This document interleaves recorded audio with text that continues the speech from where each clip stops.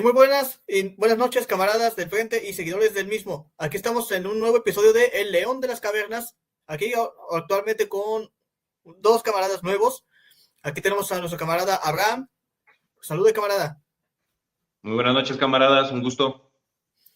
Y también tenemos de invitado muy especial a un camarada suyo de Abraham. Tenemos a Miguel Salinas Chávez. Preséntese, camarada. Salude. Mucho gusto, buenas noches a todos los que hagan favor de vernos ahorita en vivo y a los que lo vean después diferido. Gusto en saludarlos. Excelente. Muy bien. Y dinos, bueno, antes de empezar con el tema principal,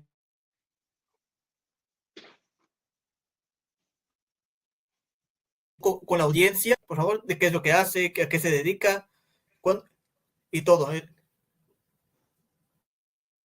Correcto. ¿Lo vas a comentar tú, Abraham, o quieres que lo Pues, comente yo directamente? si gustas presentarte tú, Miguel, o quieres que te haga la introducción, Como tú gustes. como Pues, muy básico, si quieres, quiero presentar pues a Miguel vamos aquí, Salinas Chávez. pues si gustan pueden hacer primero que se presente Miguel, y ya después usted, camarada Abraham, puede dar un poquito más de información sobre sobre nuestro invitado especial. Sí, no hay problema. Correcto, muchas gracias. Bueno, pues a los que no me conozcan, que imagino que será la mayoría, soy Miguel Salinas Chávez, tengo ya 30 años dedicado al análisis político y al activismo también social, identitario y político. Hemos hecho pues mucho trabajo aquí en México, también por tratar de defender los valores, nuestros valores identitarios, los valores que nos han levantado como nación, defendiendo los valores de la hispanidad, del catolicismo y sobre todo pues exaltando nuestros valores, nuestras raíces mestizas en el sentido de el aporte español y pues también el orgullo por nuestros pueblos originarios, ¿no? También hemos, bueno, hecho activismo a través de concientización, denunciando el nuevo orden mundial desde hace pues, ya varias décadas, hablando de muchos temas que ahorita están muy en boga y que muchos pues youtubers e influencers pues ahorita han tomado como un tema actual, pero que bueno, pues yo tuve la fortuna de conocer y combatir ya desde hace 3 décadas, entonces ya tenemos algo de historia aquí en este caminar. Y bueno, me ha tocado tener la fortuna de colaborar con algunos medios nacionales en México, como Televisa, Imagen Radio, y algunos internacionales de España, de Argentina y de otros países, de Colombia también. Entonces, bueno, pues hemos tratado de estrechar lazos de hermandad con gente que comparte nuestro mismo pensamiento, nuestras mismas preocupaciones y que sabemos que pues tenemos que dar la batalla en diferentes frentes y eso es a lo que estamos pues enfocados ahora y también, bueno, pues en la parte empresarial tengo una línea de productos que sacamos hace ya 6 años con la intención también de romper un poco ese control, esa dependencia que tenemos de muchos de los productos de cuidado personal y limpieza que nos vienen del extranjero, que son productos que nos intoxican, que nos dañan, que nos hacen un mal y que además nosotros les tenemos que pagar para que nos envenenen. Entonces traté de sacar esta línea con la idea de tener una alternativa. Así que así en líneas muy generales eso es lo que quisiera comentarles para que tengan una idea más o menos de quién soy y lo que he hecho en estos años. Perfecto, la verdad está muy bien preparado. Y díganos, camarada, ¿desde cuándo conoce usted al camarada Miguel? Bueno, a Miguel ya tenemos aproximadamente como 14 años, ¿verdad, Miguel? Más o menos de conocernos. Nos Sí, yo creo que conocimos sí. de hecho, en el primer congreso identitario que fue en Guadalajara. Fue un congreso donde se tuvo la presencia de una gran cantidad de grandes expositores a nivel mundial. Eh, Tuvimos presencia, por ejemplo, de camaradas como Pedro Varela, Miguel Vuela, a Chinda Brandolino, tuvimos a Miguel Salinas, obviamente, y fue precisamente en homenaje al cumpleaños del gran investigador y periodista don Salvador Borrego. Para los que somos de la línea conocemos perfectamente quién es Salvador Borrego.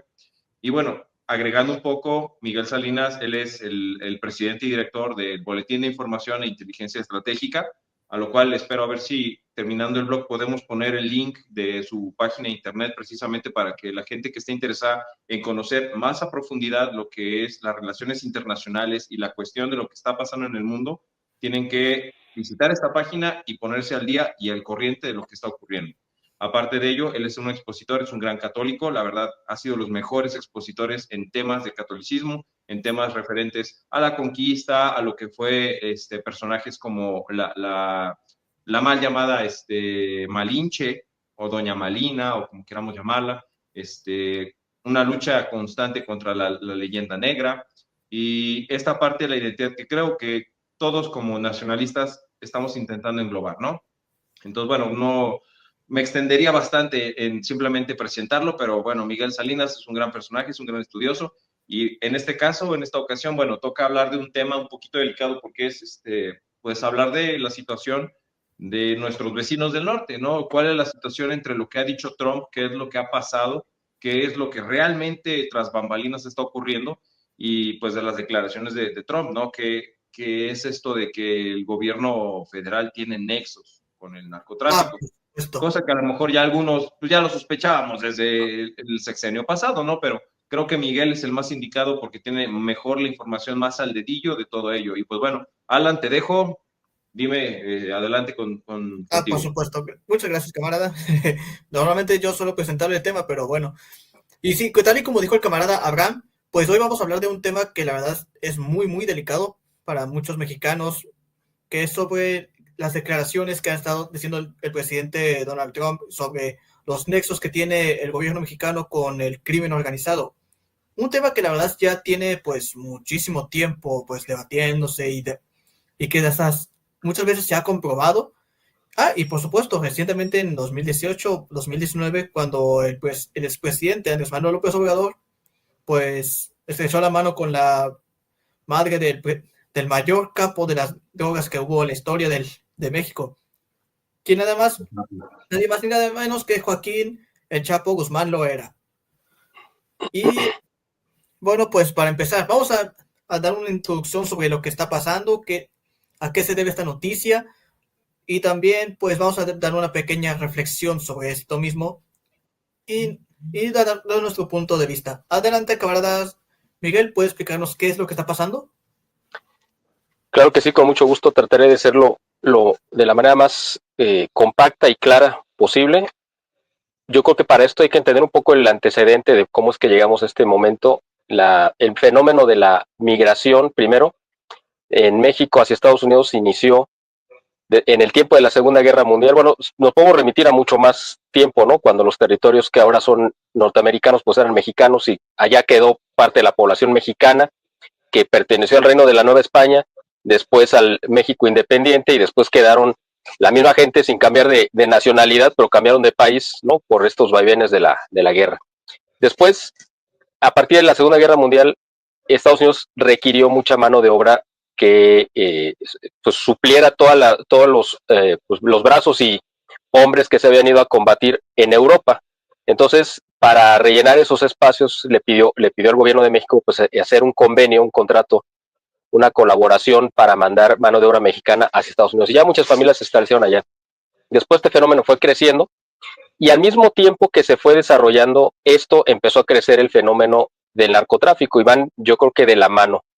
En los años 70, básicamente cuando los soldados norteamericanos empezaron a regresar de la guerra de Vietnam, bueno, esto viene también a consecuencia de la Segunda Guerra Mundial, cuando los soldados norteamericanos regresaban a Estados Unidos e incluso cuando todavía estaban combatiendo, Estados Unidos empezó a requerirle a México pues ciertas sustancias naturales en ese momento, ciertos estupefacientes o somníferos, digamos, que pudieran ayudar a los soldados a superar los traumas de la guerra y mantenerlos relajados. Después estos soldados cuando regresan a Estados Unidos se convierten en adictos y entonces eso se convierte en un negocio y ese negocio también empezó a crecer de la mano de la migración que fue creciendo a partir de los años 70, sobre todo cuando empiezan las crisis más severas en México a partir del 70, 71, con el gobierno de Luis Echeverría, ya mucha gente empezó a ser expulsada de México. Expulsada me refiero a que ya no encontró las condiciones para poder desarrollar o alcanzar sus metas o fines aquí en el país y tuvo que buscar como alternativa irse a Estados Unidos y desde allá empezar a mandar dinero. En ese momento pues era muy sencillo cruzar la frontera sin papeles, no había mucha vigilancia, entonces mucha de esa gente se estableció de aquel lado de la frontera de manera ilegal y después se convirtieron con el tiempo muchos de ellos en residentes legales o incluso en ciudadanos. Pero al mismo tiempo surgió la necesidad de empezar a surtir de drogas cada vez más fuertes para los soldados que estaban regresando de la guerra de Vietnam y que regresaban con traumas muy severos, y entonces empezaron con la marihuana, luego la amapola y otros sembradíos que se empezaron a producir aquí en México para suplir, o para poder, no suplir, sino para poder satisfacer las necesidades que estaban teniendo estos veteranos de guerra que estaban regresando. Después esto se empezó a convertir en un negocio multimillonario y se convirtió ya también en un negocio ilegal, y ahí es donde empieza este fenómeno del cual vamos a hablar el día de hoy, porque van de la mano. Y pues brincándonos, digamos, algunos años, bueno, donde el gobierno de México incentivó el trasiego de la droga y protegió a los grupos delincuenciales y controlaba, digamos, o tenía un orden, pues trazaba las directrices sobre las cuales tenía que manejarse este negocio ilegal, en coordinación siempre, por supuesto, con el gobierno de Estados Unidos, porque el dinero del narcotráfico es allá donde se lava. Y entonces, pues esto fue creciendo cada vez más hasta que llegamos al punto en el año 2000, cuando Andrés Manuel López Obrador fue candidato a jefe de gobierno de la Ciudad de México, y él necesitaba pues recursos abundantes para poder pagar su campaña electoral, y echó mano de las organizaciones criminales de narcotráfico para ser financiado, a cambio de permitirles tener una libertad de acción en la Ciudad de México. Así lo hicieron, y a partir del 2000 muchos de los grupos de narcotráfico que venían todos del cártel original, que era el cártel de Guadalajara, que después se convirtió con algunas divisiones en el cártel de Sinaloa, y después del cártel de Sinaloa se siguió fragmentando para entregarle la Ciudad de México bajo el control del cártel de los Beltrán Leiva.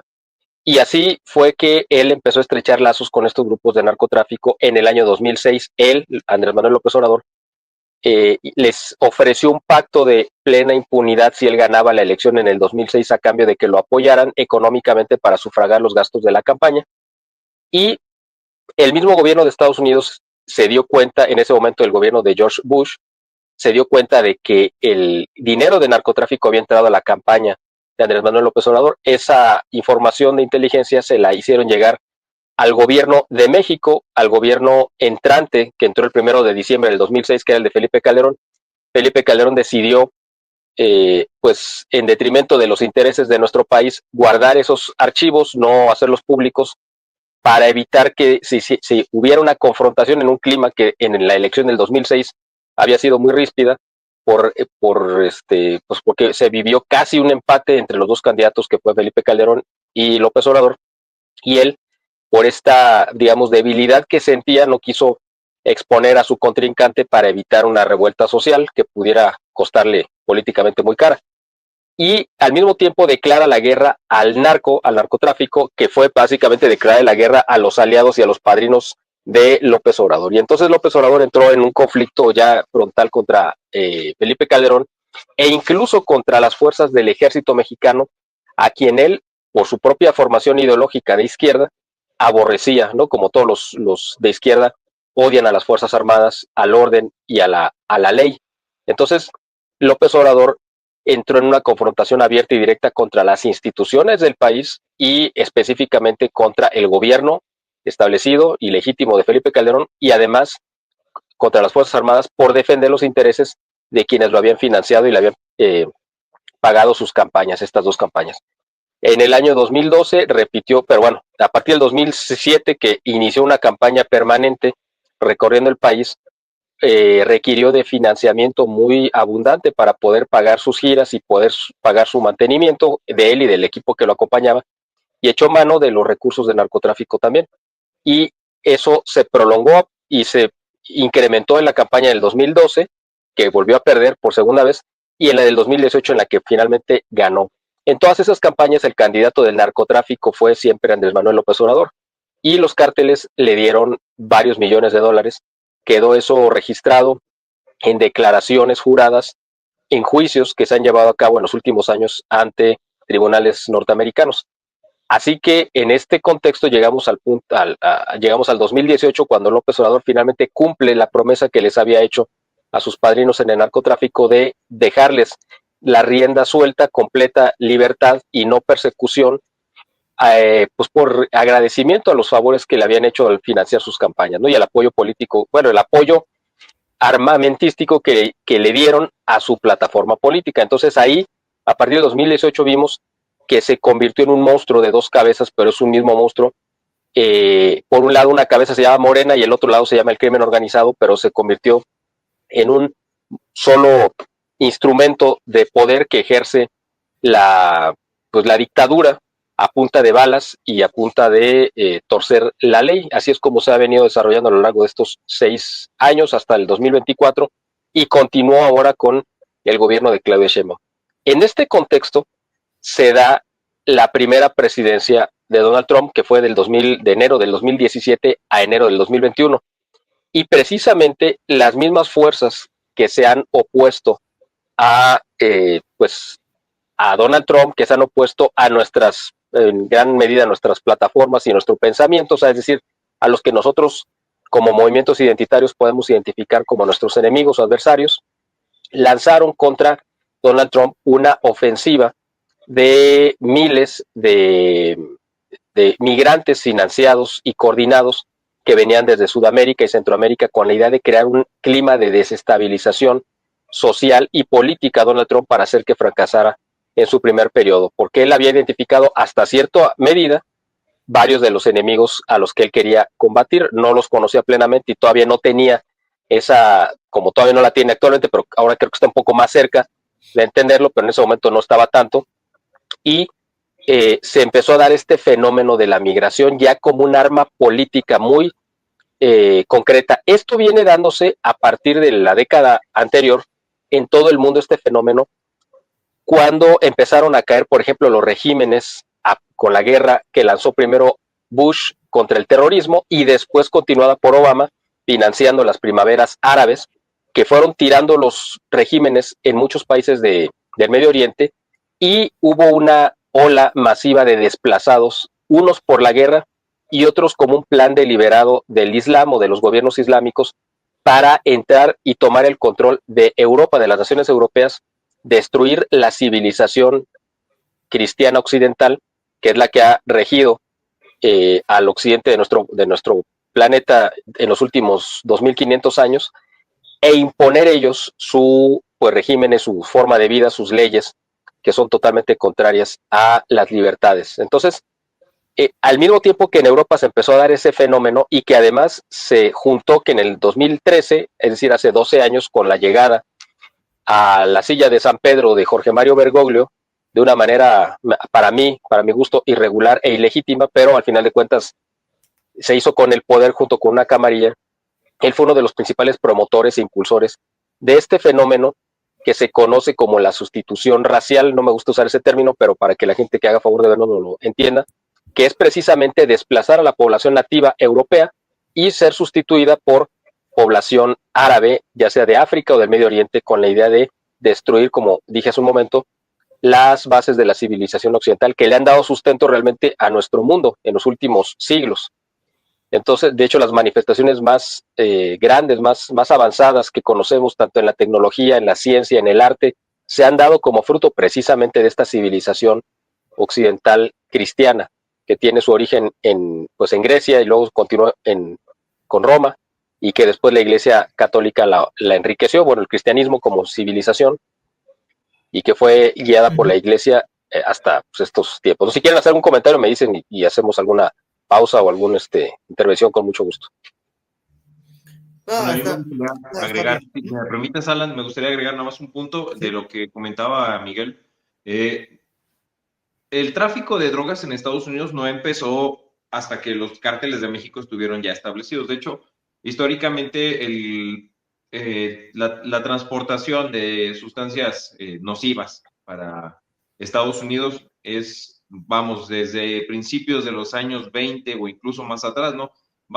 Cuando Estados Unidos tuvo este tiempo de la gran prohibición, pues Estados Unidos... por supuesto. La época de los gángsters, por supuesto. Así es. Entonces, la verdad es que de Canadá llegaba el alcohol, ¿no? El whisky, el vodka, el ginebra, lo que llegaba a los bares clandestinos en Estados Unidos. Pero algo que no se menciona es que una parte de la droga venía precisamente desde los años 20, venía desde aquí, desde México, muy apegada a esta zona en Tijuana, donde está el barrio chino, donde está este asentamiento de gente de origen asiático que, bueno, ellos trajeron la amapola y todo este rollo y empezaron a traficar la droga hacia Estados Unidos. Vamos, los chinos fueron los primeritos en empezar a transportar de manera ilegal drogas desde México hasta Estados Unidos.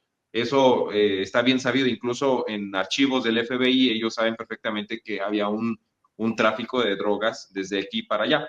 Pero cuando se volvió realmente algo sistemático, algo ya más bien estructurado, algo más trabajado, fue a partir de los años 30 y 40. Esto, de hecho, también está muy bien estudiado, está muy bien documentado por el FBI, porque de hecho muchos de los archivos del FBI en estos años fueron gracias a que antes de que empezara la Segunda Guerra Mundial, se dieron cuenta que el primer cártel propiamente bien estructurado fue hecho pues, por los nazis. Los nazis en México, Adolf Hitler mandó espías, vamos, estamos hablando de la Gestapo y otras organizaciones que llegaron aquí a México y empezaron a ver de que la mejor manera para que el ejército de Estados Unidos fuera ineficiente de cualquier manera era precisamente pues transportando droga, ¿no?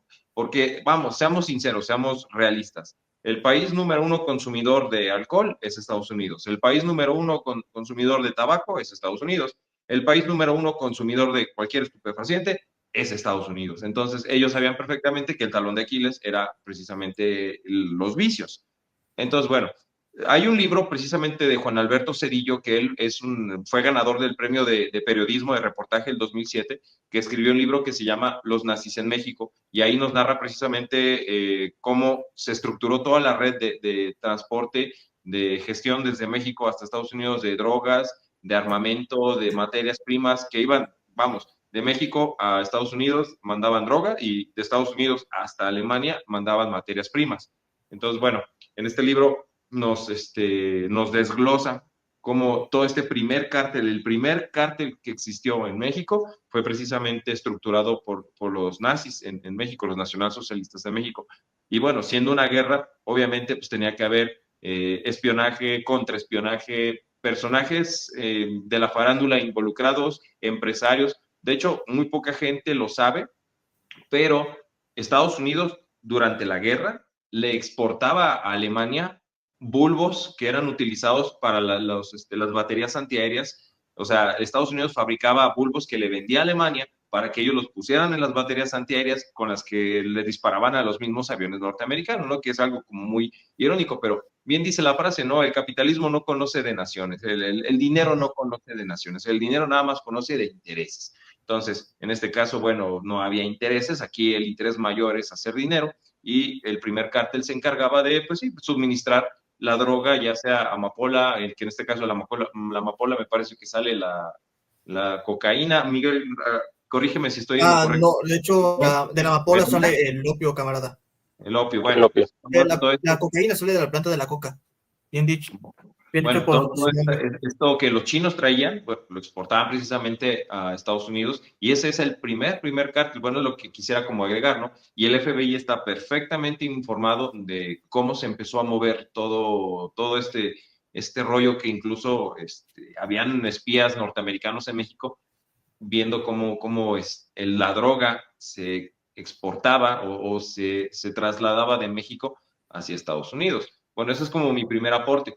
Mi segundo aporte es, bueno, después de que la Segunda Guerra Mundial terminó, el cártel, pues, tenía todo el poder, tenía todavía esos caminos de donde se hacía el traslado de la droga, todos estos traficantes que seguían existiendo, pues fueron gente que mexicanos que empezaron a tomar el control de estos pequeños cárteles que eran pequeñitos, pequeñas rutas de transporte, cuando Estados Unidos todavía no tenía esa restricción tan fuerte en la frontera. Entonces ahí es cuando los cárteles empiezan a hacerse fuertes, cuando empiezan a generar dinero. Pero ya fue, vamos, en los años 70, 80, 90, cuando ya los cárteles eran monstruos con millones, miles de millones de dólares que ya el gobierno no podía detener. Entonces, esa es como mi primera y segunda aportación. De aquí en adelante, bueno, a mí me gustaría preguntar ¿qué sigue? ¿No? O sea, ya Trump dijo que la orden básica es destruir y desmantelar los cárteles en México, todo aquello que tenga que ver con narcotráfico, porque son grupos terroristas, cosa que exactamente pasó en Afganistán, que dijeron que vamos a meternos a Afganistán porque hay que destruir a la meca de los grupos terroristas. Y vamos, hay informes que también vienen del FBI y de algunos reporteros independientes que han encontrado que precisamente Afganistán es un lugar donde se siembra mucha amapola. Y esa amapola, bueno, la cantidad de sustancias que se pueden derivar de ella, de narcóticos que se pueden derivar, los están exportando a Europa. Y es el ejército de Estados Unidos el que precisamente se hace de la vista gorda porque ellos también están encargados de, pues vamos, de mantener un control en la frontera de Afganistán con Rusia de toda la amapola que se está exportando. ¿Por qué? Porque Estados Unidos lo que le interesa es tener el control de las drogas en Europa. Entonces ahora vamos aquí a México, ¿no? Esto es, vamos, es una aportación mía, no tengo todavía pruebas, pero me atrevería a decir, quizás no tengo pruebas, pero tampoco tengo dudas, y es el hecho de que el cártel mejor estructurado, el cártel que tiene la mejor línea de trabajo, la mejor comunicación, la mejor estructura, es el cártel de Sinaloa. Es el más viejo, pero es el mejor estructurado. Y es un cártel el cual yo, a mi punto de vista, como lo he visto, ningún otro cártel, ya sea el cártel del noreste, ya sea el cártel del Golfo, ya sea el cártel de Jalisco Nueva Generación, todos los cárteles han intentado infiltrarlo sin éxito, sin éxito. Y vamos, si Estados Unidos quiere tener cierto control dentro de México de los cárteles, del trastorno, del traslado de droga, necesitas controlar el cártel más fuerte, que en este caso es el de Sinaloa. ¿Cómo lo lograron? Bueno, pues una guerra interna, una lucha interna, los mayos contra los chapos, que son prácticamente el mismo cártel, ¿no? Destruyes ese mismo cártel y tienes el control de el mayor cártel de México.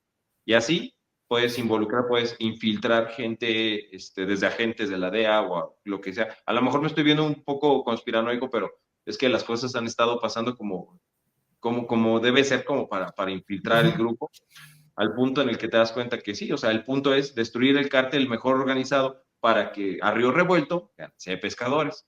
Y ya con ello, bueno, pues ya tienes el control de cuánto se manda a Estados Unidos y cuánto. Pero bueno, esa es como mi aportación. Perdón, Alan, ¿algo que quieras agregar? No. Bueno, pues la verdad es que pues esto temas, la verdad está muy, muy interesante y la verdad tiene muchísimo sentido lo que usted dice, camarada, porque pues sí, vemos que en la guerra contra el narcotráfico, bueno, que diga, contra el terrorismo por parte de Estados Unidos contra Afganistán, que argumentaba que Al-Qaeda que estaba financiando a Al-Qaeda, bueno, aunque sí, bueno, vamos a negar que los talibanes ayudaban muchísimo a Al-Qaeda, la verdad. Habían bases de dicha organización ahí. No, Por pues lo los que talibanes fueron financiados por Estados Unidos. Así es simple. eran mujahidines anteriormente, que después.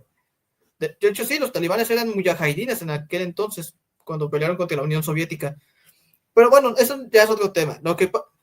El punto es aquí que Estados Unidos va a usar la misma estrategia para controlar aquí las drogas. Por ejemplo, te fragmentan al cártel más fuerte, que como tú dijo, es el cártel de Sinaloa, que ahorita está viviendo pues una guerra civil, por así decirlo, y pues sí tiene muchísimo sentido que después Estados Unidos quiera meter las manos en este profundo negocio aquí en México.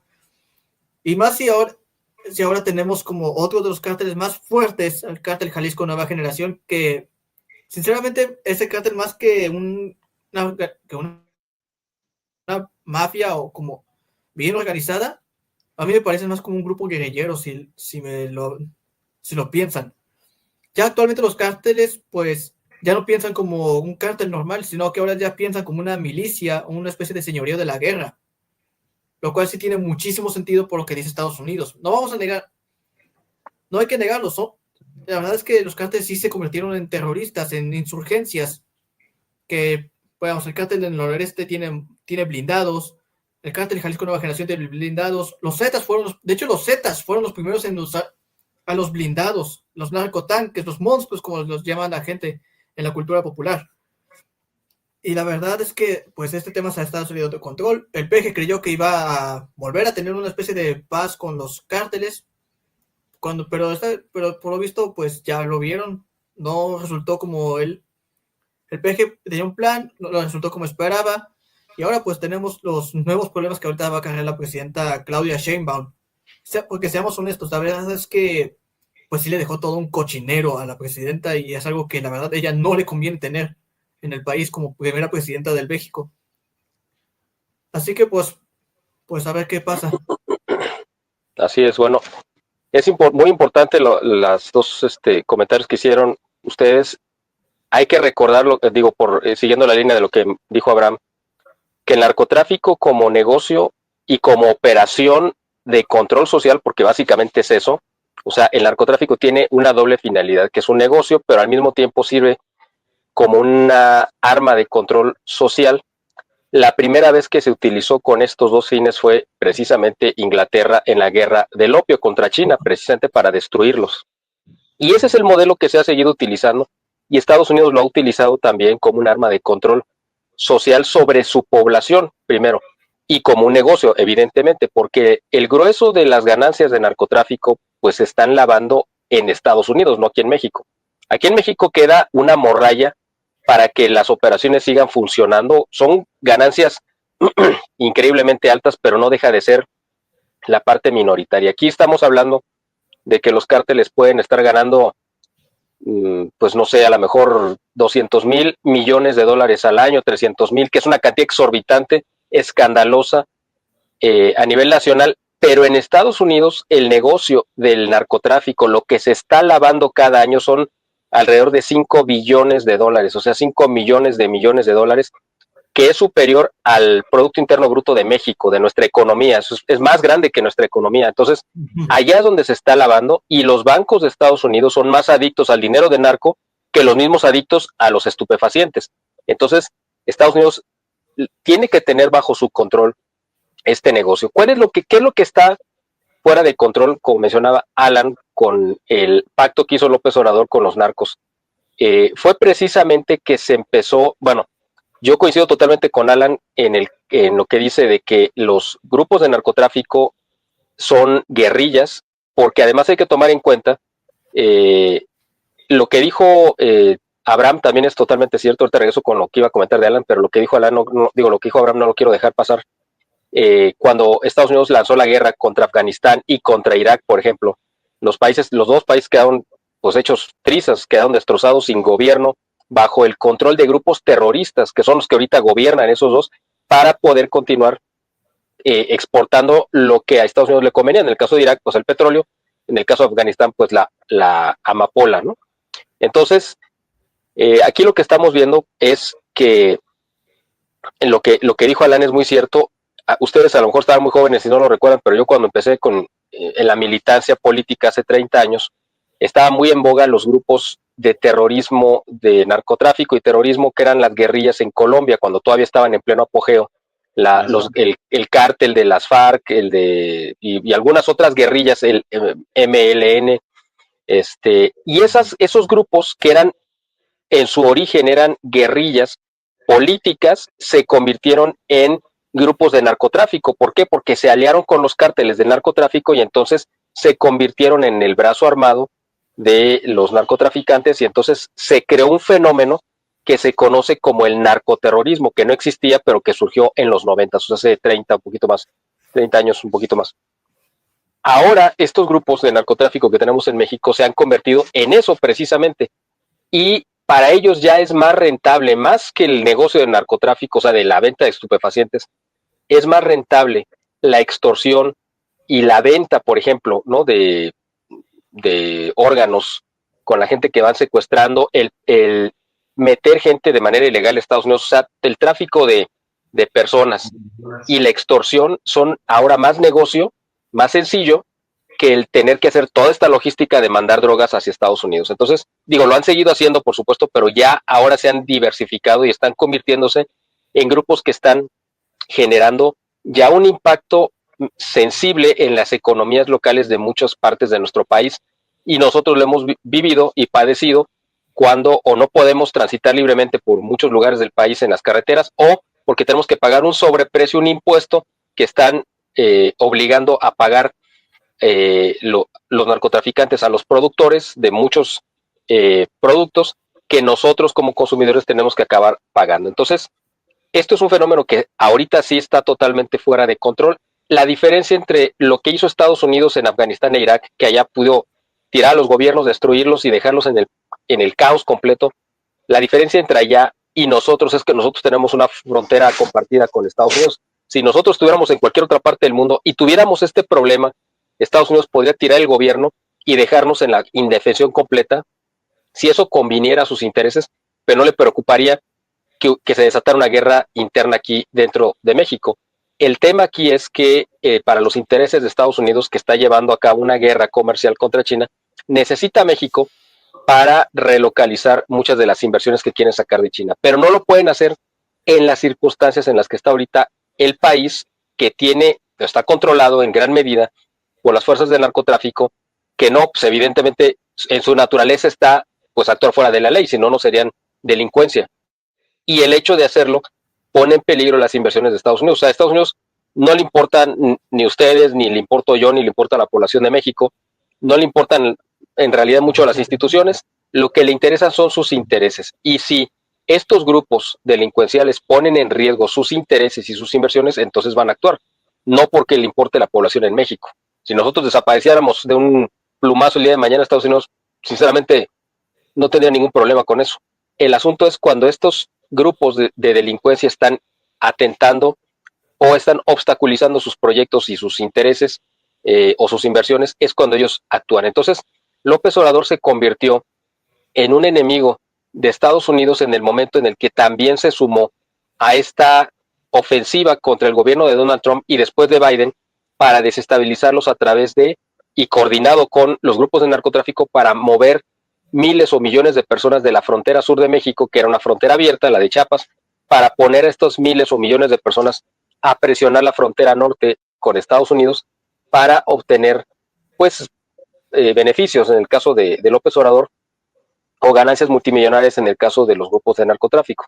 Entonces, ahora Trump toma en este sentido un fenómeno que efectivamente sí les ha causado muchísimos daños sociales en Estados Unidos, por ejemplo, esta droga del fentanilo, que es una droga muy agresiva, muy destructiva y que incapacita prácticamente desde las primeras dosis, está generando un problema social gigantesco en Estados Unidos, no solamente por la cantidad de muertos que ha provocado, que se calcula que sea alrededor de 1 millón en el sexenio que gobernó López Obrador, una parte le tocó con Trump, otra parte con Biden, pero a lo largo de esos 6 años de López Obrador se calcula que la cantidad de fentanilo que entró a Estados Unidos mató por sobredosis alrededor de 1 millón de norteamericanos. Pero además hay otro, no sé qué número de norteamericanos, que han de ser muchos más que ese millón, que son gente que está viva, pero está absolutamente ya discapacitada, que ya no pueden trabajar, pero que necesitan o requieren servicios o que están generando focos de peligro y que están afectando también la economía en muchas ciudades norteamericanas. Entonces, todo este fenómeno,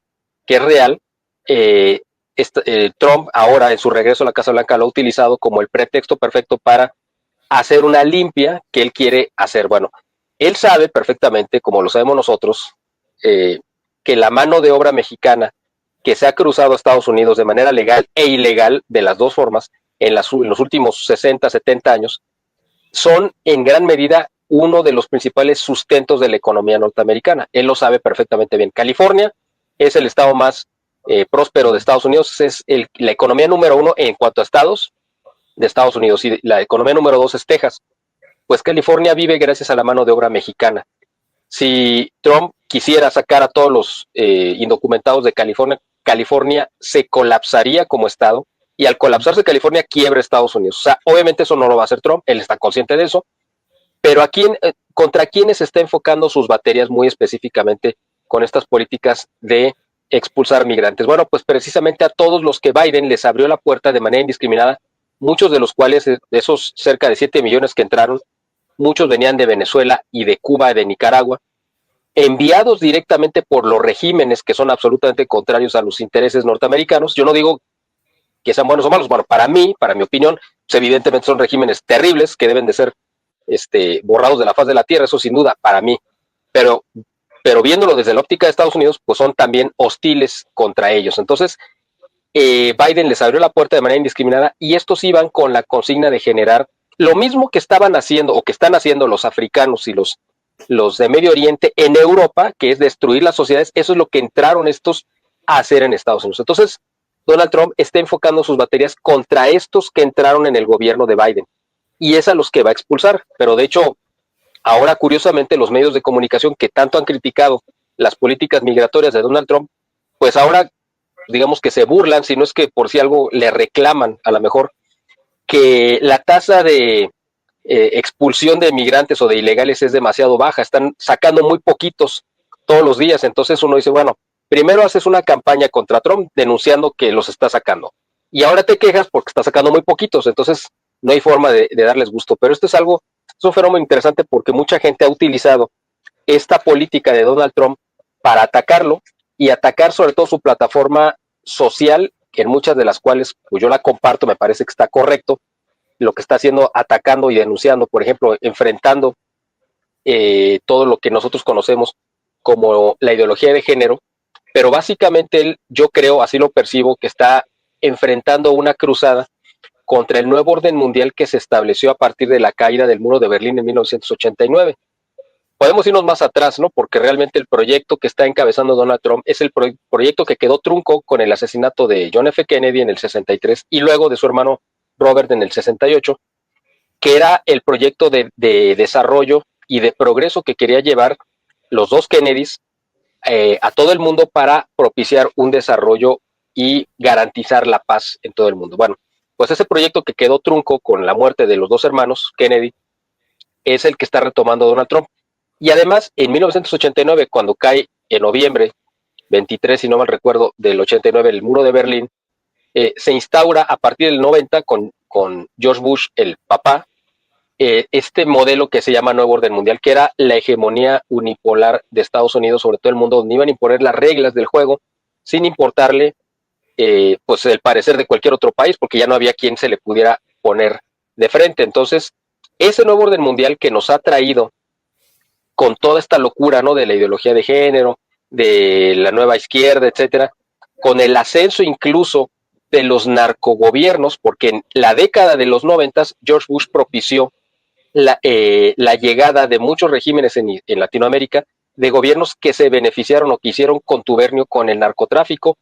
Él mismo lo hizo, ustedes no sé si recuerden, digo, no les tocó porque yo creo que no había nacido, pero hubo un famosísimo caso de los Irán Contras, donde se mostró claramente que el mismo gobierno de Estados Unidos estaba traficando droga colombiana con la cual estaba financiando la guerrilla, estaba comprando armas en Irán para financiar la guerrilla de los Contras nicaragüenses, es decir, todo un entramado de políticas ilegales encabezadas por George Bush que estaban beneficiándose de la cocaína colombiana para vendérsela al régimen iraní, que a su vez le daba armas, en fin, todo una triangulación de intereses, y él fue el que lo propició. Entonces ese nuevo orden mundial que iba a culminar con la Agenda 2030 de la ONU, donde íbamos a ser felices sin tener nada y que se iba a imponer toda la política del aborto, la homosexualidad, lo que todos ustedes ya saben, pues esa agenda es la que entiendo yo, creo yo, que quedó trunca con el regreso de Donald Trump a la presidencia. Es decir, él declaró cancelado o muerto ese nuevo orden mundial del 90, a partir del 90, y él está instaurando un nuevo orden mundial que está queriendo regresar a las bases de lo que hizo Estados Unidos una gran nación a través de la industrialización, el desarrollo económico y una serie de cosas. En ese contexto es que debemos de entender, en esa guerra cultural e histórica que está llevando a cabo Donald Trump, esta cruzada contra la migración. Él entiende, y lo vuelvo a decir por si no quedó muy claro, él entiende perfectamente que depende la economía norteamericana de la mano de obra mexicana, legal e ilegal, o sea, ahí no hay distinción. Él de lo que se quiere deshacer es de toda esta fuerza, bueno, toda esta milicia, porque realmente eso era, que entró en estos 4 años de Biden, adoctrinados y perfectamente dirigidos para destruir los cimientos de la nación norteamericana, de la sociedad norteamericana, que de por sí ya tiene muchísimos problemas sociales y mentales y económicos, etcétera. Pues ellos iban a tratar de tirar o de acabar de tirar ese árbol, ¿no? Que es la sociedad norteamericana. Entonces, la guerra de Trump está enfocada, según lo entiendo yo, a estos que entraron con la idea destruir o hacer el mayor mal posible.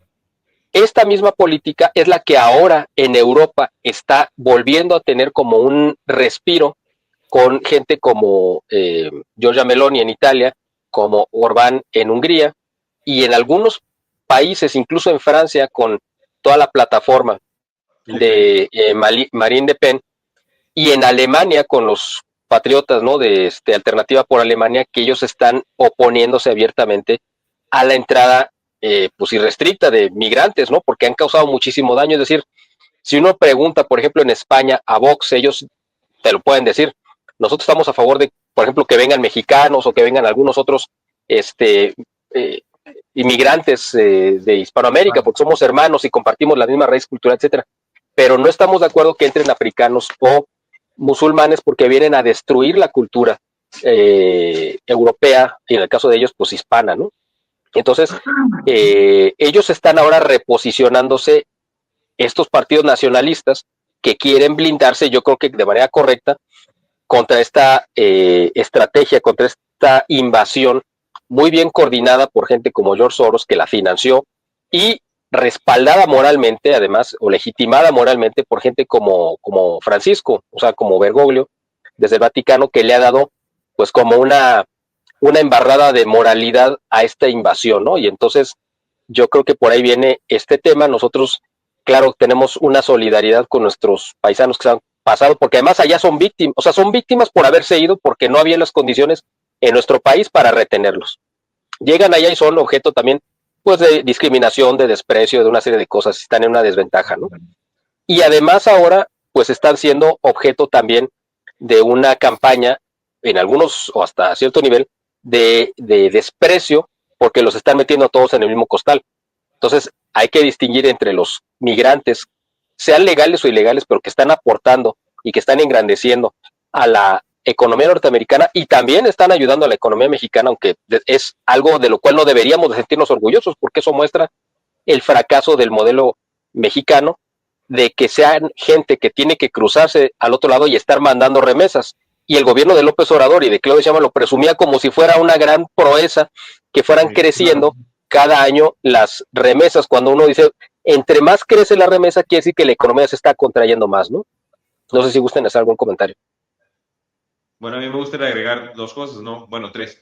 Sí tiene razón. De hecho, California, según algunos estudios, produce el mismo PIB que algunos países del mundo. De hecho, tiene el potencial, por los mexicanos, o sea, por toda la gente que trabaja ahí, el potencial que tiene es que produce el mismo PIB, si mal no me acuerdo, creo que de España o de algún país de Europa. O sea, date una idea de la monstruosidad de generación de economía que tiene California, ¿no? Y bueno, Texas no se va tan lejos, o sea, también Texas está lleno de mexicanos. Prácticamente todos los estados que anteriormente eran parte de la Nueva España son potencia, porque pues la mano de obra ahí pues son mexicanos, y aunque sean los que se quedaron o los que llegaron después, siguen siendo una gran cantidad. Ahora, algo que muy poca gente entiende o cree o no sé qué ha pasado, es que la gente piensa que Trump es como el anticristo y es el diablo y que ese nos va a tratar de la patada. Digo, en la primera gestión que tuvo Trump, él deportó muchos menos mexicanos que lo hizo Obama, pero eso nadie lo dice, ¿no? Todo el mundo, no, Obama, no, es que él es el presidente de la multiculturalidad, el presidente woke, el presidente que nos va a traer toda la con bombos y platillos, así el mundo de maravilla y flores y arcoíris, y no es cierto. Entonces, invadió, Fue durante su tiempo invadió varios países, la verdad. aparte, Y sí, todavía, no. y todavía recibió el premio de la Nobel de la Paz.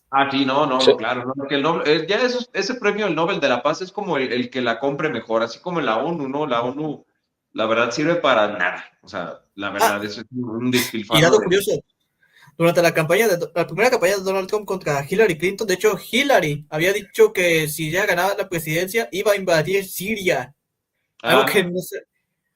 Sí, no, y se refirió a Gaddafi, que dijo, llegamos, vimos y lo quitamos, o sea, con una desfachatez que te dices, ¿qué pasa con esta gente? ¿No? O sea, ni siquiera no tienen miedo de lo que pasa en el mundo, o sea, ya descaradamente dicen realmente cuáles son las intenciones más oscuras que tienen, aunque sea derrocar un régimen, destruir un gobierno y mandar a la basura a todo un país. todo sea por mis intereses, me importa poco lo que, como dijo Miguel, ¿no? Me importa un carajo lo que pase con su gente, ¿no? Entonces, bueno, Trump deportó mucha menos gente, mucho menos mexicanos que lo hizo Obama, pero le dices eso a la gente y la gente no puede ser posible, ¿no? ¿Cómo? Pues, ahí están las estadísticas, están los datos, pero los medios, obviamente, pues te van a decir nada más la versión que ellos quieren que se escuche, ¿no? Y en este caso nada más queremos de que en este caso los contrarios de Trump sean siempre los puros santos e inmaculados y la gente de Trump, la gente trumpista sean los malos, los malditos, los nazis, todo esto, ¿no? Entonces, bueno, ese es como un punto que hay que tener bien en claro, que los medios siempre van a mentir y te van a dar la versión que ellos quieren que tú escuches, no la realidad. Ahora, del otro punto ahí se me fue el punto que iba precisamente a decir ahorita. Lo de ¿no sería lo de lo de las remesas y cosas de esas? Sí, también, sí, no, o sea, igual que como dice Miguel, no, a mí se me hace como demasiado decadente el festejar, el aplaudir, que mira, más mexicanos están yendo a nuestro país para traernos remesas, mira cuántos mexicanos han escapado de este país para traernos dinero. O sea, es como una parte como medio miserable de, o Pues sí. sea, un presidente el decir que está orgulloso de toda la gente que no encontró las oportunidades en este país y que se tuvo que ir a otro país para mandar dinero de allá del trabajo que ellos están haciendo ilegal o sea, ¿en qué cabeza cabe? O sea, es enorgullecerte de la decadencia de ti mismo. Es algo bien, a mi punto de vista, algo bien lerdo por parte por no decir otra palabra más altisonante, ¿verdad? Pero algo bien lerdo del presidente anterior que nada más te demarca el tipo de mentalidad que tenía, ¿no? Y bueno, terminando esta parte, a lo mejor es un poquito en contra de lo que dice Miguel. Yo la verdad no estoy tan en contra de que manden de regreso a los mexicanos que están allá ilegalmente, ¿no? Digo, en nuestro país entran muchos ilegales, ¿no? Hace poco, pues la caravana migrante, antes de que estuviera Sheinbaum, la caravana migrante que entró antes, hizo un despilfarro en nuestra nación, ¿no? O sea, ¿cuántos campamentos de migrantes no instalados tenemos en Ciudad de México, en Pues sí, Guadalajara, aquí mismo en San Luis sí, Potosí? Y es que algo, vamos, seamos bien francos y seamos muy, muy sinceros. Esta es una parte que a lo mejor no nos gusta y la intentamos tapar, pero es la realidad, ¿no? Mucha de la gente que llega aquí a este país, o sea, sí tiene las ganas de trabajar, tiene las ganas de salir adelante y todo, pero de ese 100%, yo me atrevería a decir que el 20%, el 25% de a lo mejor esa gente que viene aquí de ilegal, o sea, son delincuentes que están escapando de su país porque tienen órdenes de aprehensión, porque realmente no tienen, o sea, no les interesa pagar nada. O sea, escuché alguna vez gente que venía de Venezuela y que iba para Estados Unidos y ellos decían que querían llegar a Estados Unidos porque en Estados Unidos les iban a regalar dinero, porque en Estados Unidos les iban a regalar casa, porque en Estados Unidos les iban a mantener. Y digo, o sea, ¿en qué país pasa eso? Realmente, o sea, vamos a centrarnos y vamos a ser serios. ¿Qué mentalidad, qué persona cruza 7 países únicamente para llegar a otro pensando de que, llegando a Estados Unidos me van a mantener y voy a vivir de lo que los gringos me den porque ni en los sueños soy más libre? húmedos de Karl Marx pasa eso. O sea, sí, Exacto. desgraciadamente, ¿no? Y desgraciadamente también mexicanos, y a lo mejor es un poco incómodo, ¿no? Pero algunos, incluso personas cercanas a mí, familiares, digamos, de línea, han ido a Estados Unidos, pero porque tienen, o sea, escapan porque tienen, escapan de la manutención de la familia, así de simple, ¿no? O sea, si tengo un familiar que se escapó a Estados Unidos para no pagar la manutención de un bebé, o sea, y te quedas, esa es la gente también, o sea, esa es la gente que llega a otro país, así como hay gente de ese tipo que llega aquí a México, también habemos mexicanos que vamos para allá y, o sea, no tenemos así como la mejor intención, ¿no? No es por demeritar a los mexicanos, pero sí, o sea, no somos santos, no vamos a decir que el 100% de todos los inmigrantes son pobrecitos que vamos a buscar, no, también habemos, ahora sí, perdón por la palabra, no, habremos mierdita que también van para allá. Y también Hay muchos oportunistas. oportunistas, y deja tu oportunista, o sea, también gente que está buscando escaparse de la justicia, lo que sea, no Ajá. somos santos. Y yo también, o sea, si en tu misma casa dejas entrar a alguien, es porque entra con tu permiso, ¿no? ¿Qué pasa? Le entra. ¿Qué pasaría si un día, Miguel, un día llegas a tu casa y encuentras 7 personas que nada tienen que hacer ahí, ¿no? 7 personas y 4 de ellas te dicen, no, yo vine aquí, pues, yo te estoy lavando, te estoy trapeando, órale, qué padre que lo estás haciendo, ¿no? Pero con permiso de quién entraste a mi casa, ¿no? O sea, está bien que vengas a trabajar y qué bueno que llegaste y te pusiste a limpiar, pero con permiso de quién, o sea, yo Pues nunca sí. te dije que entraras, ¿no? Es lo mismo, ¿no? O no sé tú, Alan, ¿qué pensarías si llegas a tu casa y ves dos individuos que no conoces y de pronto pues, están ahí cocinando en tu cocina y, ah, mira, te preparé esto, ¿y tú quién eres o por qué llegaste aquí? Ah, no, pues es que como vi que tenías comida, pues quise preparar algo y te preparé algo, ah, órale, qué padre, ¿no? Pero ¿por qué no me pediste? ¿Y tú quién eres? ¿O por qué no? Digo, ese es como mi punto de vista, ¿no? Todo el mundo tiene derecho a entrar a la casa, a otro lugar, siempre y cuando tú tengas el permiso del dueño de la casa para entrar. Ese es mi punto de vista, ¿no? Como mexicano, yo no veo bien que lleguen las hordas de, perdón, ya dije una palabra que no debía de, que lleguen las caravanas de migrantes con gente que no conoces, que no, ok, pero, o sea, presenten papeles, presenten de quiénes son y vienen de paso. No, no, no, nosotros vamos a pasar y vamos a entrar como sea y a la forma que sea. No, no, no, así no son las cosas. En casas ajenas, tú pides permiso para poder entrar, punto. O sea, no le demos vuelta. Efectivamente. Por más buena que sea tu intención, está bien, pero tienes que presentar el papel para que tengan un permiso de entrar a una casa ajena, a un lugar ajeno, a donde no perteneces. Es mi punto de vista, nada Sí, más. sí, la verdad. Bueno, aunque de hecho, bueno, ya nos desviamos un poquito del tema, pero la verdad, aunque la verdad sí tienen, muchos de esos temas van conectados, la verdad, van conectados. ¿Quién no como tenemos el tren de Aragua que llegó a Estados Unidos y aquí a México también, que la verdad es un tema fue un tema muy preocupante porque de hecho, mira, hasta los cárteles mandaron amenazas a esa pandilla, a esas pandillas venezolanas, diciéndoles que los iban a matar si los veían y que no iban a invadir sus territorios y todo eso. Que la verdad, sinceramente, esto no solamente prácticamente está limpia también la imagen de los cárteles, ya no como una banda criminal que anda tomando territorios como loco o como un señorío de la guerra, sino que ahora los ven como patriotas. Si vemos bien, hay un video que quisiera compartir aquí, que de hecho es una noticia que la verdad es muy preocupante, en la cual se glorificaba a el Mencho. Quiero decir, hicieron una fiesta allá, pues si no me recuerdo, creo que fue por Michoacán, En Michoacán. donde se le glorificaba aquí está. Ya, ahorita se los comparto. A ver, permítanme. Se difundieron imágenes de una fiesta, tremenda fiesta que realizaron pobladores de la comunidad de Tinaja de Vargas en honor al Mencho, vea. Miren nomás.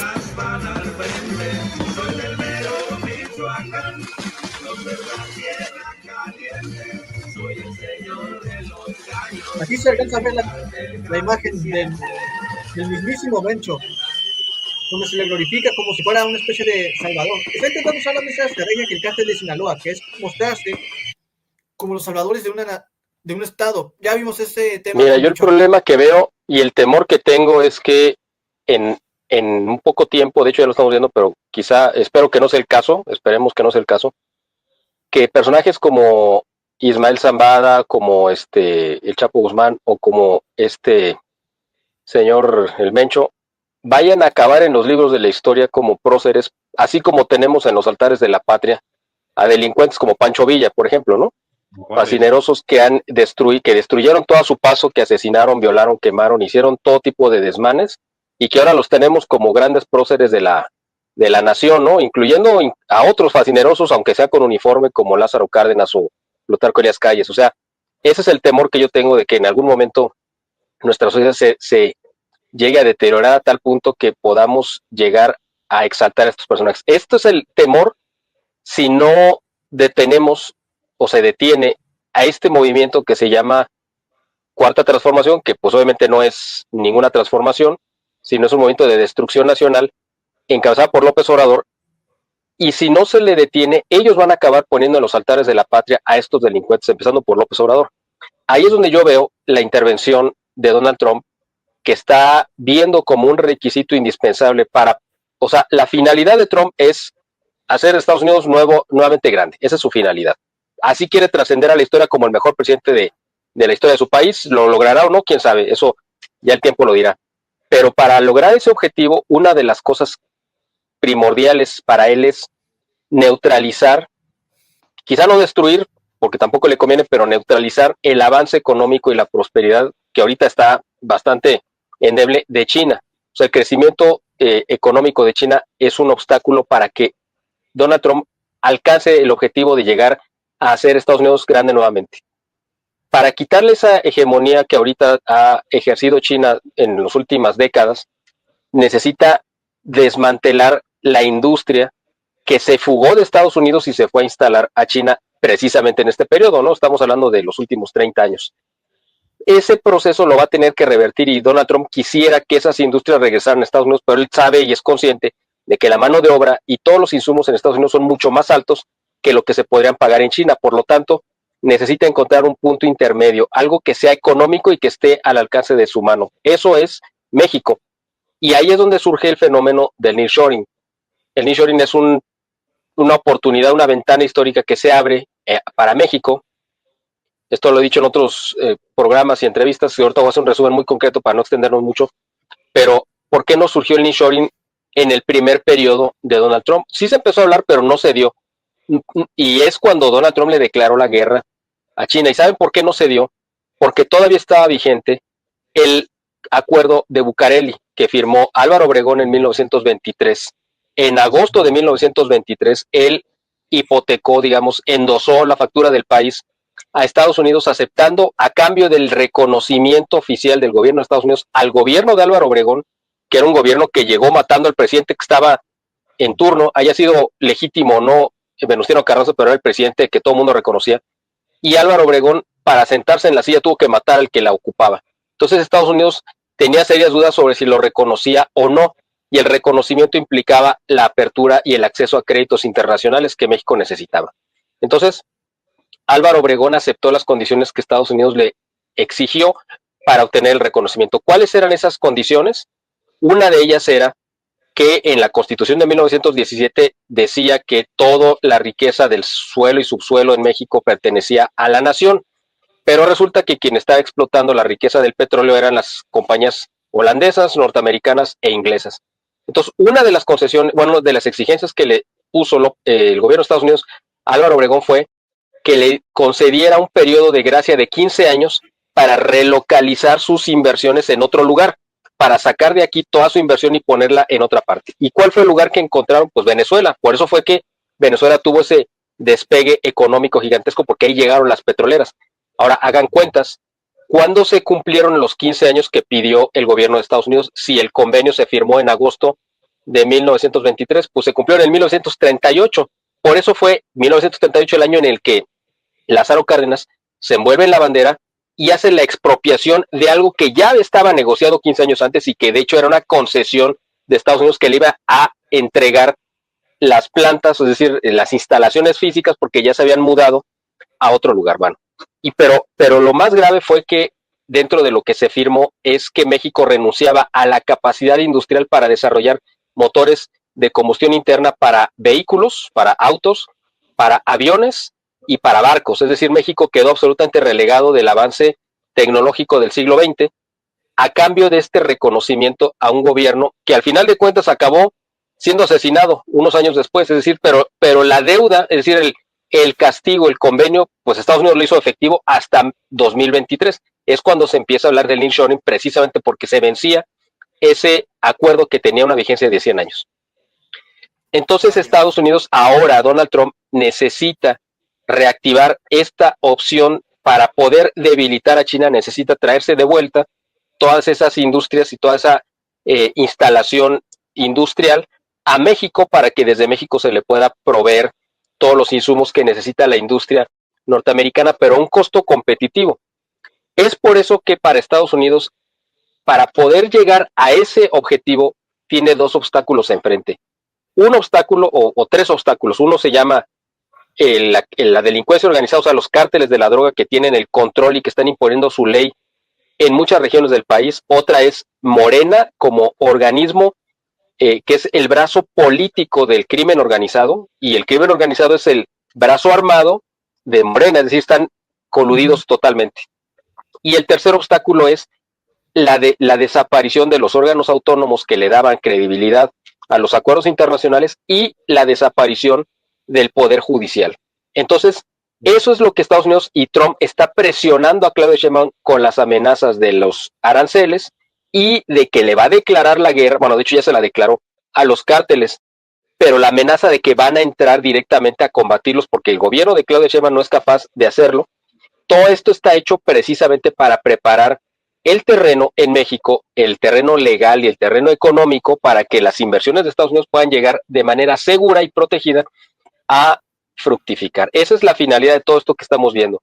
Yo creo que sí, en algún punto Donald Trump va a cumplir su amenaza de mandar, aunque sea vía distancia, es decir, con drones, ataques a algunos laboratorios o instalaciones de los cárteles del narcotráfico, porque necesita dar ese golpe mediático para sus votantes en Estados Unidos.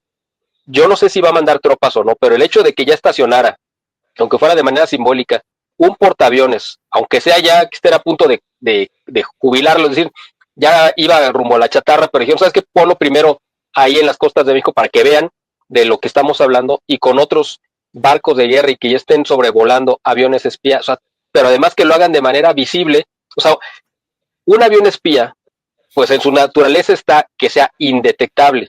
Que si es detectable, pues ya no está espiando, simplemente está haciendo un reconocimiento en tu cara, ¿no?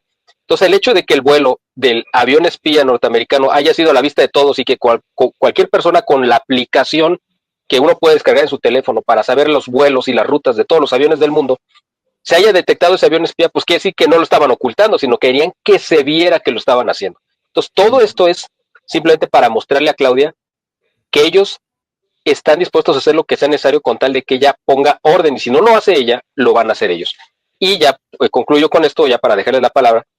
Las cabezas, los trofeos que le está exigiendo Donald Trump a Claudia Sheinbaum es evidentemente la cabeza de López Obrador, la cabeza de algunos otros políticos, quizá el gobernador de Sinaloa y algunos dirigentes de Morena, posiblemente a los mismos hijos de López Obrador, y algunos quizá empresarios que se han coludido con el gobierno de López Obrador. O sea, yo no veo como casual que de repente el hombre más cercano o más influyente en Donald Trump, como es Elon Musk, con todas las diferencias que uno pueda tener con él, pero que ejerce un verdadero poder e influencia sobre Trump, haya colgado o haya replicado una publicación en donde estaba acusando a Carlos Slim de que necesariamente estaba coludido con intereses económicos relacionados con la delincuencia organizada.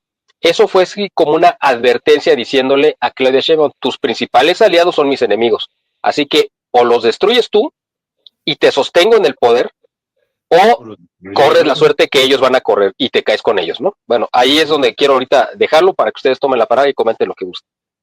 Pues efectivamente, la verdad es que, pues seamos honestos, la verdad, pues la situación aquí, pues sí está fuera de control. Aquí, de hecho, no sé si han oído una noticia muy vieja, en la cual una mina que no me acuerdo si era de Estados Unidos o de Canadá o de alguna potencia extranjera, había sido secuestrada por el cártel Jalisco Nueva Generación, y que después estos mismos estaban buscando gente para trabajar la mina. Pero ahí sigue creo que era una mina de tierras raras o de arena, pero no está produciendo actualmente, y eso que está en manos del cártel Jalisco Nueva Generación. Y que tenemos que recordar una cosa. De hecho, técnicamente a los cárteles, o sea, prácticamente no estoy seguro si sea verdad, me voy a poner un poquito conspiranoico, pero prácticamente a ellos les conviene que no haya un gobierno federal actual, o siquiera uno simbólico como el actual. No les conviene que esté un gobierno federal real. ¿Por qué? Porque como si hay una nación en desorden absoluto, porque seamos honestos, si un cártel aparece, hasta el desorden. No hay orden realmente, solamente hay puro miedo y pobreza, porque ellos hacen las extorsiones principalmente para que un negocio caiga, para que esa persona no tenga más remedio que o vender el negocio, o irse, o unirse al cártel. Pero siempre está la primera, lo de que se vayan de un terreno, porque sí van a tener tierras para trabajar y también campos de entrenamiento para sus sicarios, que actualmente ya son guerrilleros. ¿No han visto en población como en Telpalcatepec, que es un pueblo un municipio fantasma, porque no hay nadie allá? No hay nadie más que los sicarios de hecho cártel y por supuesto uno que otro autodefensa que está haciendo resistencia contra ellos, pero que eventualmente terminan desapareciendo por los constantes bombardeos de drones, los casos de los lanzacohetes RPG soviéticos. Y la verdad es que es muy complejo, la verdad, es este tema, uno que se le pueden dar muchísimos episodios para más para el futuro. Y como dijiste, ¿no? O sea, río revuelto, ganancia de pescadores. Cuando no hay gobierno, pues obviamente el pueblo hace lo que se le dé su gana. Bueno, yo coincido mucho en lo que dice Miguel Salinas. Yo creo que algo que nos cayó como realmente, híjole, fue lo mejor que nos pudo haber pasado, a pesar de que mucha gente lo ve con los peores ojos, porque dicen, es que Trump es como un López Obrador, pero gringo, que no, lo más mínimo, porque la diferencia es que López Obrador lo que quiere es que las instituciones tengan la validez, ¿no? Lo mismo que dice Miguel, de que exista un poder judicial autónomo y que dé validez a los acuerdos, a los tratados, a todo lo que hay, que la 4T quiere destruir. Pero gracias a que está Trump, no va a permitir que se destruya el poder judicial, que es algo que yo veo increíblemente fenomenal. No por nada ahorita no, se suspendió la votación, la famosa esta que están llevando la tómbola de los jueces, no, es que se suspendió, que encontramos esto, que encontramos, y lo están dando vueltas, pero no le están dando vueltas porque haya errores, no, le están dando vueltas porque ya vieron de que no van a poder jugar las cartas como ellos quieren. Ahora, que si las juegan, se van a echar encima a Trump, y no, gracias a Dios que él llegó, va a prevalecer la autonomía dentro del Poder Judicial, o vamos a esperar de que se mantenga esa autonomía, y que podamos tener un cambio o una diferencia de equilibrio de fuerzas de las que se estaban viendo, ¿no? Porque si no hubiera ganado Trump, hubiéramos seguido viendo cómo Morena tenía todo inclinado a la balanza a favor de Morena.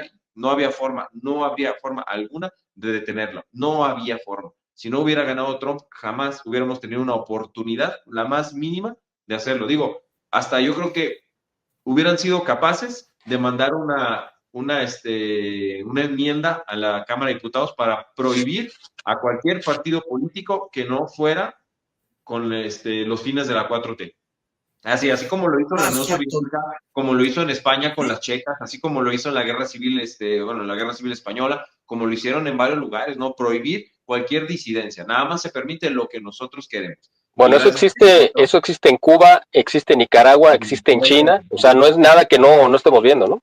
No, sí, y hubiera pasado aquí en México. Si no hubiera ganado Trump, hubiera pasado aquí en México, pero gracias a que ganó Trump. Sí, íbamos de camino al totalitarismo, a un totalitarismo de izquierdas, básicamente. Marxista, sí, ¿no? Y concuerdo completamente, tienes razón, Miguel. Bueno, y yo a lo mejor haría esta pregunta. ¿Cuál crees tú, Miguel, que sería o que será el futuro que le espera a Claudia Sheinbaum en estos años de su presidencia? ¿Cuál va a ser el futuro inmediato de las decisiones que va a tener que tomar con Trump al poder?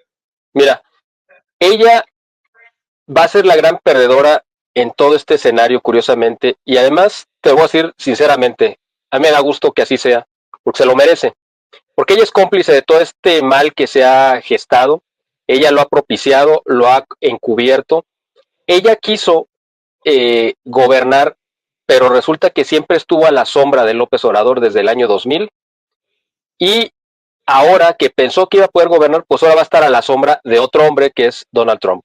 Entonces ella va a pasar a la historia como una sombra, si es que completa su periodo, porque tampoco sé si lo va a completar. Suponiendo que lo complete, eso va a depender de la voluntad de Donald Trump. Y la voluntad de Donald Trump va a basarse en cuanto a lo que Claudia acepte de las condiciones o exigencias que él le ponga. O sea, ella no va a poder entrar a negociar con Donald Trump. Ella lo único que tiene es aceptar las condiciones que Donald Trump le ponga o jugarse su destino con López Obrador y Morena. O sea, ella no tiene realmente una opción de salir victoriosa donde ella pueda decir yo me impuse a a Donald Trump y además neutralicé a López Obrador y entonces por lo tanto yo voy a gobernar. Eso no va a existir. Eso yo no lo veo, no creo que haya condiciones para que lo haga, pero son las condiciones que ella aceptó jugar. Porque iba a estar sometida a López Obrador y ahora va a estar sometida a Donald Trump, y evidentemente aquí es muy importante entender esto. El Donald Trump que gobernó en el 2010, de enero del 2017 a enero del 2021, era un Donald Trump mucho más débil que el Donald Trump que tenemos ahorita. Y otra comparación, el López Obrador que gobernó del 2018 al 2024 era un López Obrador muchísimo más poderoso de lo que es Claudia Sheinbaum.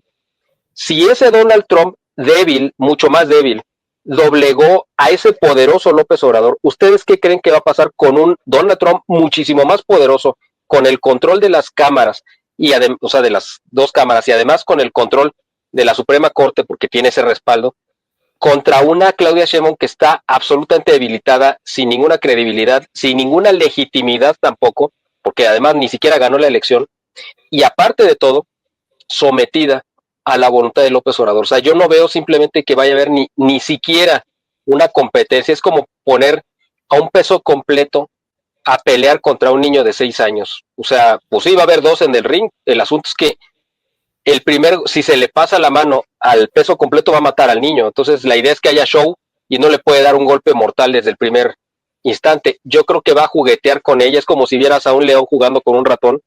Pues un león no se va a alimentar de un ratón. Pues lo va a utilizar como un juguete, lo va a aventar, lo va a hacer revolcar y todo. Pero la diversión del león consiste en que el ratón siga vivo, porque en el momento que se muera, pues pierde su interés. Entonces aquí yo creo que Donald Trump la va a mantener viva y la va a mantener sentada en la silla para que le sea útil. En el momento que ella le deje de ser útil a Donald Trump, él la va a desechar, me imagino. Entonces, lo que se viene para en los próximos años para Claudia es, para ella específicamente, pues son años que van a seguir así, van a seguir siendo de sumisión absoluta a un personaje que además ella aborrece, porque ella como judía tiene una soberbia y una maldad y una perversidad que ni siquiera tiene López Obrador. Nosotros pensábamos que López Obrador era lo peor, la peor basura que había llegado a nuestro país. No, hay algo peor, que es una mujer como ella, llena de coraje, de rencor, de odio. La capacidad de un judío para odiar no tiene paralelo con nadie, o sea, nadie puede odiar tanto como un judío. Entonces, ella como judía aborrece y tiene una capacidad de odio que ni siquiera tiene López Obrador. Pero además, como sí es más inteligente que él, pues es más perversa. Entonces su humillación va a ser más grande todavía, porque un imbécil como López Obrador que lo pisoteen, bueno, pues no queda, nadie se sorprende. Pero ella, que se considera superior incluso a Donald Trump, y que Donald Trump venga a pisotearla, su humillación va a ser mucho más grande. Entonces ella en su fuero interno la vamos a ver absolutamente amargada, absolutamente apagada. Bueno, de por sí no tiene ningún carisma ni simpatía, pues ahora vamos a ver una versión todavía más agria de ese personaje gris y absolutamente carente de cualquier atractivo, que es Claudia Sheinbaum, pero además se lo merece porque ella aceptó jugar ese papel.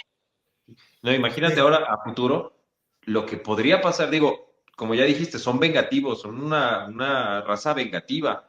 Lo vimos, por ejemplo, con los que le cobraron la venganza contra el zar de Rusia, o sea, los que asesinaron a la familia de los zares, como el trato que tuvieron los que estuvieron a cargo de los campos de muerte en Ucrania.